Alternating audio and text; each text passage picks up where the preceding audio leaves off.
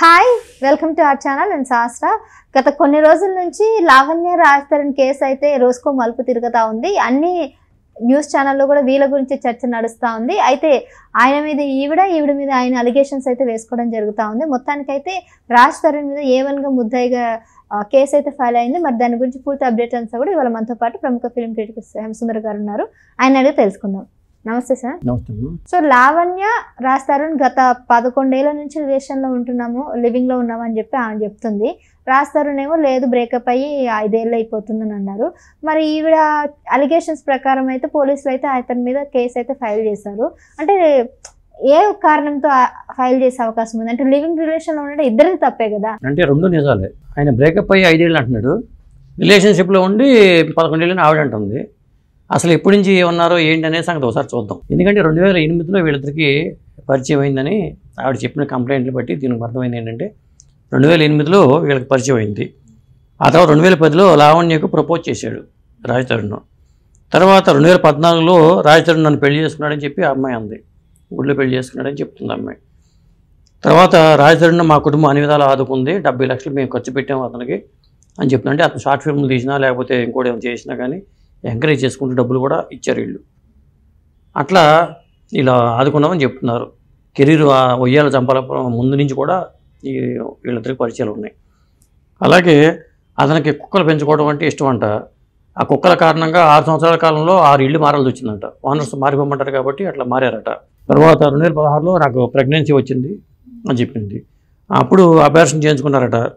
Surgery అయినప్పుడు hospital bills అన్నీ కూడా రాజధాని పే చేశాడట. అలాగే జనవరిలో నేను యూఎస్ నుంచి తిరిగి వచ్చాను. అక్కడ సికింద్రాబాద్ రైల్వే స్టేషన్లో నన్ను పోలీసులు అరెస్ట్ చేశారు. రాగానే నాపై డ్రగ్స్ కేసు ఉందంటే నన్ను తప్పుడు ఆరోపణలతో నన్ను ఇరికించారు. 45 రోజుల పాటు జైల్లో ఉన్నాను. అలాగే రాజ్ తరుణ్ మాల్వి మల్హోత్రా ఇద్దరు కలిసి నన్ను ఇరికించారు అని చెప్పి ఆ అమ్మాయి అంటుంది. ఈ ఎఫ్ఐఆర్లో కూడా ఈ ముగ్గురి పేర్లను చేర్చారు. ఇప్పుడు A1 Raj Tarun, A2 Lavanya, A2 Malvi Malhotra, A3 ఏమో మయాంక్ మల్హోత్రా అని మాల్వి మల్హోత్రాకి బ్రదరు. వీళ్ళ ముగ్గురి మీద కేసులు అయితే నమోదైపోయినాయి. అరెస్ట్ కూడా కావచ్చు ఇవాళ రేపట్లో. ఇది పరిస్థితి. వీళ్ళ కింద ఏంటంటే IPC 420 కేసు ఒకటి, 493 ఒకటి, 506 ఒకటి, ఈ 3 కేసులు నమోదు చేశారు పోలీసులు. వీళ్ళు కూడా లావణ్య మీద కేసులు పెట్టారు కానీ ఫిల్మ్ నగర్ కేసులు ఒకటి పెట్టారు. మాల్వి మల్హోత్రా పెట్టింది, రాజ్ తరుణ్ కూడా పెట్టాడు. కానీ వీళ్ళ కేసులను పరిగణనలోకి తీసుకున్నారో లేదో తెలియదు. కానీ ఆ అమ్మాయి కేసులు పరిగణలోకి తీసుకుని కేసులు అయితే నమోదు చేశారు. ఈ ఆవిడ మీద వీళ్ళు పెట్టిన కేసులు అంటే ప్రాపర్గా ఉన్నాయంటే ఆధారాలతో ఎప్పుడైనా సరే ఆవిడ వైపు ఉంటుంది.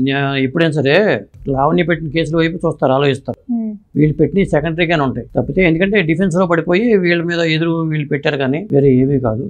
ఏదేమైనా ఇతను తప్పులు ఉన్నట్టుగానే మనం చాలా మంది భావిస్తున్నారు. రాజధానికి తప్పులు ఉన్నట్టుగానే చెప్తున్నారు అందరూ. ఎందుకంటే ఆయన ఇన్నాళ్ళు కూడా మరి బయటకు రాకపోవడానికి నేను భయపడ్డాను అన్నిసార్లు చెప్తా ఉన్నాడు. నువ్వు తప్పు చేసావు కాబట్టి భయపడ్డావు అని కూడా అంటున్నారు. అంతే అంటారా? ఇప్పుడు 2వ తారీఖు సినిమా రిలీజ్ ఉంది, తిరగబడ్ర స్వామి. ఆ సినిమాలో హీరోయిన్ కూడా ఇదే. ముందు సినిమా ప్రమోషన్కి ఇది ఎంత ఉపయోగపడుతుందో తెలియదు కానీ ఈ విధంగా అయితే అలరైపోయారు వీళ్ళు. ఇక్కడ చెప్పేది ఏంటంటే లావణ్య కావచ్చు, రాజ్ తరుణ్ కావచ్చు, వీళ్ళు సినిమాల్లో ఉన్నారు కాబట్టి, సెలబ్రిటీలు ఉన్నారు కాబట్టి వీళ్ళ గురించి మనం మాట్లాడుకుంటున్నాం. ఇప్పుడు బయటకు వచ్చేసరికి బయట సమాజంలో ఇలాంటి వాళ్ళు చాలామంది ఉన్నారు.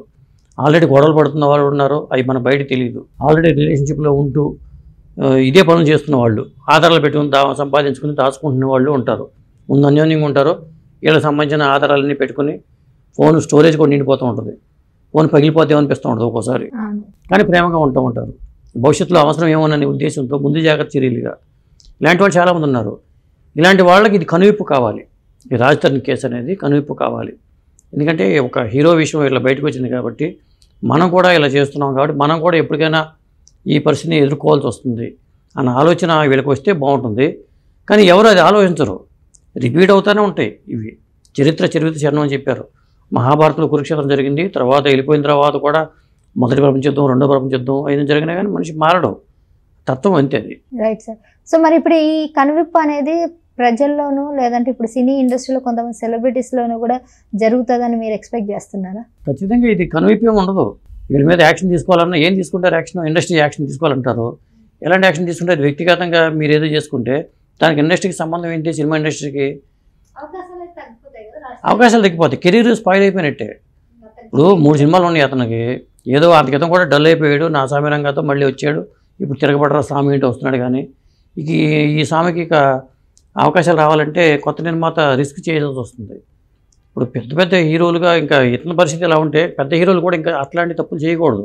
ఇప్పుడు దర్శనం అన్నాడు, అంత స్టార్డమ్ వచ్చిన తర్వాత అతను ఇప్పుడు ఇరుక్కుంటే నష్టపోయేది ఎంతమంది నిర్మాతలు నష్టపోతున్నారు. స్టార్ హీరో మీద వచ్చిన తర్వాత ఒక నిర్మాత 200 కోట్ల పెట్టి సినిమా తీస్తున్నప్పుడు ఆ హీరో ఇట్లా ఇరుక్కుంటే ఆ నిర్మాత పరిస్థితి ఏమవుతుంది? ఆత్మహత్యలే.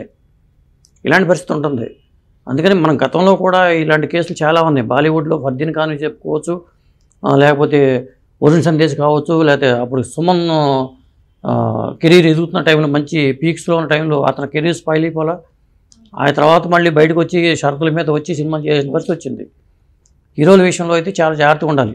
అందుకనే మనం 1000 మంది గమనిస్తుంటారు. ఒకసారి మనం సెలబ్రిటీ అయిపోయామంటే చాలా జాగ్రత్తలు తీసుకోకపోతే మాత్రం మనం బలైపోవాల్సి వస్తుంది. Thank you. Thank you.